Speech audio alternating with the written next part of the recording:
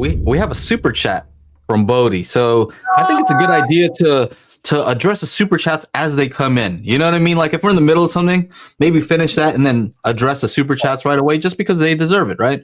So thank you, Bodhi. He's also part of the Daily Hi-Fi crew, so he didn't have to do this. He's already, we already talked in the after show. But thank you for the support. He asks, will having speakers behind an acoustically transparent screen pose a challenge or make it a bit difficult to measure with Magic Bean software?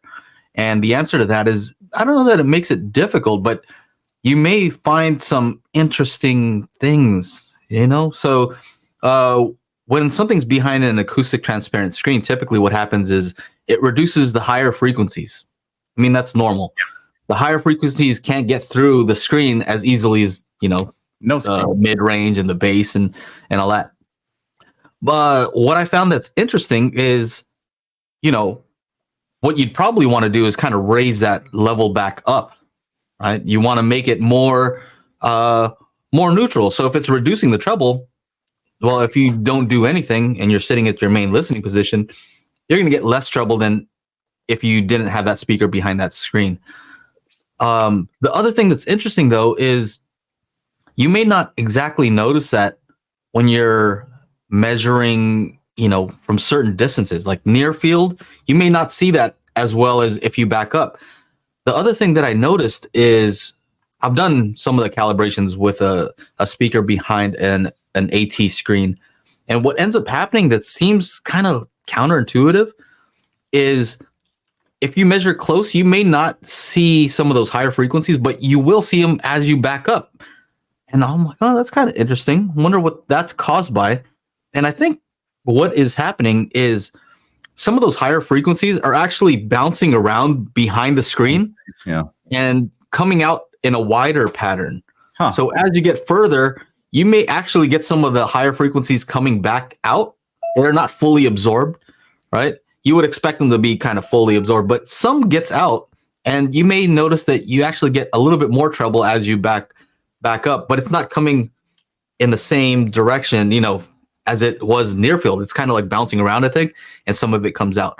Now, I don't know. I'd have to test more speakers and see if that's exactly what's happening. That is what happened with my home theater setup.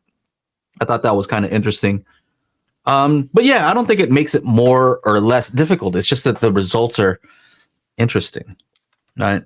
What you might find is a little bit different because of the screen. True voice.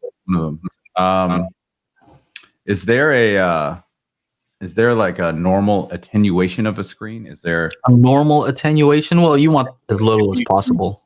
Yeah, this is this question here. Yeah.